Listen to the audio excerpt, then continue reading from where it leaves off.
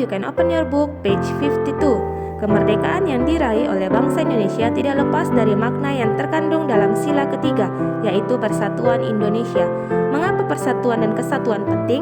Apa yang terjadi jika negara kesatuan Republik Indonesia tidak bersatu? Ayo kita pelajari. Meskipun Indonesia terdiri atas ribuan pulau yang membentang dari Sabang sampai Merauke dengan penduduk yang berasal dari latar belakang dan kebudayaan yang berbeda-beda, namun dengan semangat persatuan dan kerjasama, bangsa Indonesia mampu mengusir penjajah dari bumi Indonesia. Bersatu kita teguh, bercerai kita runtuh adalah semboyan yang sering didengungkan untuk meningkatkan semangat persatuan pada masa penjajahan. Anak-anak masih ingat bukan apa saja manfaat dari kerjasama? Ya, manfaat kerjasama yang pertama yaitu pekerjaan menjadi lebih cepat selesai, yang kedua pekerjaan terasa lebih ringan, dan yang ketiga memperkuat semangat persatuan. Nah, sekarang Miss akan membacakan sebuah cerita yang ada di buku kita halaman 52. Didengar baik-baik ya. Kami berbeda namun kami bekerja sama. Matahari belum tinggi ketika Edo, Dayu, dan teman-temannya bermain di halaman sekolah. Ada yang bermain lompat karet, ada yang bermain petak jongkok, ada yang bermain congklak di selasar kelas, dan sebagian lagi ikut dalam permainan rangku alu. Edo, Dayu, Siti, Udin, Beni, dan Lani memilih ikut permainan rangku alu bersama beberapa teman lain. Mereka memang lebih suka dengan permainan olah tubuh di luar ruangan. Baru beberapa hari yang lalu, teman baru mereka, Yanes, yang memperkenalkan permainan ini. Yanes berasal dari Alor, Nusa Tenggara Timur. Permainan yang menggunakan tongkat bambu ini adalah permainan anak yang digemari di sana. Edo, Dayu, dan teman-teman di SD Nusantara senang sekali mengenal permainan baru ini. Seru dan menantang, kata mereka. Anak-anak di SD Nusantara justru gembira menyambutnya. Perbedaan warna kulit, adat, kebiasaan, bahasa, atau agama tidak mereka anggap sebagai masalah. Semua akrab bermain bersama. Pernah sekali waktu, ketika Edo bercanda akrab dengan Siti dan Dayu, Hendra berkomentar, "Ih Dayu, mau-maunya kamu bermain dengan Edo yang berkulit hitam. Nanti kulitmu yang putih tertular hitam loh," ejeknya. "Ah, aku tak pernah pusing dengan warna kulit, tak pernah pusing dengan asal daerah. Aku dan Siti pun berbeda. Aku anak Bali, Siti anak Sumatera, tetapi kami saling memahami. Pertemanan hanya butuh waktu untuk saling menyesuaikan. Aku pun butuh waktu untuk menyesuaikan diri denganmu, Hendra," balas Dayu tenang. Hendra pun terdiam. Sesungguhnya ia juga tidak pernah mengalami masalah dengan temannya yang berbeda asal. Begitulah gambaran keseharian di SD Nusantara.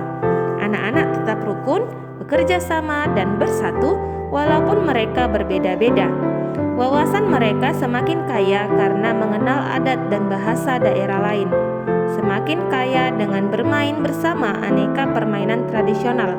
Rangku alu, bentik, gobak sodor, atau cingciripit menjadi perekat yang menyenangkan. Nah, anak-anak Miss, sekarang kita akan menjawab pertanyaan berikut dengan bersama-sama. Apa saja perbedaan yang kamu temukan dalam cerita di atas? Ya, betul. Perbedaan yang terdapat dalam cerita di atas adalah perbedaan warna kulit dan asal daerah. Yang kedua, bagaimana sikap Edo dan kawan-kawan menyikapi perbedaan tersebut? Ayo, siapa yang tahu? Betul, sikap Edo dan kawan-kawan menyikapi perbedaan tersebut adalah saling menghargai dan menyesuaikan. Pertanyaan yang ketiga, apakah perbedaan menghalangi mereka dalam melakukan kerjasama? Jelaskan. Tidak, justru perbedaan membuat mereka semangat dalam bekerja sama. Soal yang berikutnya, pernahkah kamu bekerja sama dengan teman-teman yang berbeda? Berikan contoh. Nah, di sini Miss akan menjawabnya. Jawabannya pernah. Gotong royong membersihkan lingkungan. Nah, anak-anak Miss, sama halnya dengan kita di kelas 6. Kita ada berbagai suku dan agama. Lalu bagaimana kamu menyikapi perbedaan yang ada? Jelaskan. Sikap kita menyikapi perbedaan yang ada yaitu saling menghargai dan toleransi terhadap perbedaan tersebut, karena perbedaan tersebut menjadikan kita lebih bersatu. Pertanyaan berikutnya, jelaskan manfaat kerjasama dan persatuan dalam kehidupan sehari-hari. Manfaatnya yaitu pekerjaan menjadi lebih mudah dan lebih cepat selesai. Yang kedua, menambah wawasan tentang budaya lain yang ada di Indonesia. Anak-anak, tahukah kamu bahwa kerjasama dan persatuan juga penting ketika kamu menampilkan tari secara berkelompok? Nah, hari ini kita akan belajar tentang tari indang.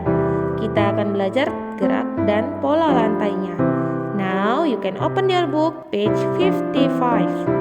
Amati gambar dan baca penjelasannya. Pola lantai dalam tari indang. Yang pertama, tangan kiri menumpu tangan kanan membentuk sudut siku-siku sembari menggerakkan ujung-ujung jari agar berbunyi tuk.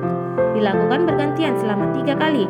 Kemudian tangan kanan diayunkan ke arah kiri sehingga posisi tangan kanan menumpu tangan kiri. Yang kedua, tangan kanan ke depan, kemudian memukul lantai bagian depan badan. Sedangkan tangan kiri ke belakang, kemudian memukul lantai bagian belakang badan. Dilakukan secara bergantian selama 3 kali. Selanjutnya, tangan kanan dan kiri ditarik ke arah badan membentuk sudut siku-siku. Tangan kiri menumpu tangan kanan. Gerakan yang ketiga, tangan kiri ke depan, kemudian memukul lantai bagian depan badan. Sedangkan tangan kanan ke belakang, kemudian memukul lantai. Ini adalah bagian belakang badan. Dilakukan secara bergantian selama 3 kali. Selanjutnya, tangan kiri dan kanan ditarik ke arah badan membentuk sudut siku-siku. Tangan kanan menumpu tangan kiri. Gerakan yang keempat, ulangi gerakan nomor 2. Gerakan yang kelima, ulangi gerakan nomor 3. Gerak yang keenam, posisi badan ke arah kanan. Kedua tangan diletakkan di atas paha kanan. Tangan kanan di atas tangan kiri. Kemudian pergelangan kedua tangan digerakkan. Kaki digerakkan. Digerakkan selama 4 hitungan. Nah, sekarang gerakan nomor 7. Posisi badan ke arah kiri. Kedua tangan diletakkan di atas paha kiri. Tangan kiri di atas tangan kanan. Kemudian pergelangan kedua tangan digerakkan. Kaki digerakkan. Digerakkan selama 4 hitungan. Sekarang gerakan yang ke-8. Kamu ulangi gerakan nomor 6. Gerakan yang ke-9, ulangi gerakan nomor 7. Kemudian gerakan yang ke-10. Posisi badan ke arah kanan. Kedua tangan diletakkan di atas paha kanan.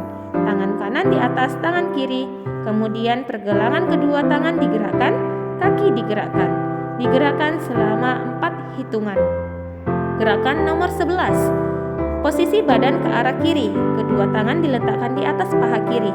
Tangan kiri di atas tangan kanan. Kemudian pergelangan kedua tangan digerakkan. Kaki digerakkan. Digerakkan selama 4 hitungan.